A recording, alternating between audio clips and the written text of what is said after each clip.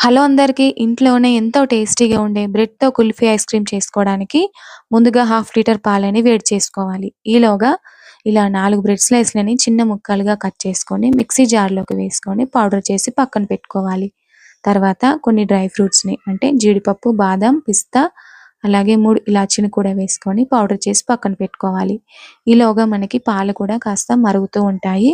ఇందులోకి ఒక half cup షుగర్‌ని మనం గ్రైండ్ చేసి పెట్టుకున్న డ్రై ఫ్రూట్స్ పౌడర్ అలాగే బ్రెడ్ పౌడర్‌ని కూడా వేసుకొని ఒక 2 మినిట్స్ పాటు కుక్ చేసుకుంటే మనకి బ్యాటర్ అనేది ఇలా గట్టి పడుతుంది. ఈ బ్యాటర్ మనకు పూర్తిగా చల్లారిన తర్వాత మిక్సీ జార్‌లోకి వేసుకొని గ్రైండ్ చేసుకొని ఒక బౌల్‌లోకి వేసుకోవాలి. ఇప్పుడు ఈ బ్యాటర్‌ని కుల్ఫీ మోడ్‌లోకి కొద్ది కొద్దిగా వేసుకుంటూ ఒక 8 అవర్స్ పాటు ఫ్రిడ్జ్‌లో పెట్టి తీసుకుంటే ఇంట్లోనే ఎంతో టేస్టీగా ఉండే బ్రెడ్‌తో కుల్ఫీ ఐస్ క్రీమ్స్ అయితే రెడీ అవుతాయి. మరి మీరు కూడా ఒకసారి ట్రై చేసి ఎలా వచ్చిందో నాకు కామెంట్ చేయండి.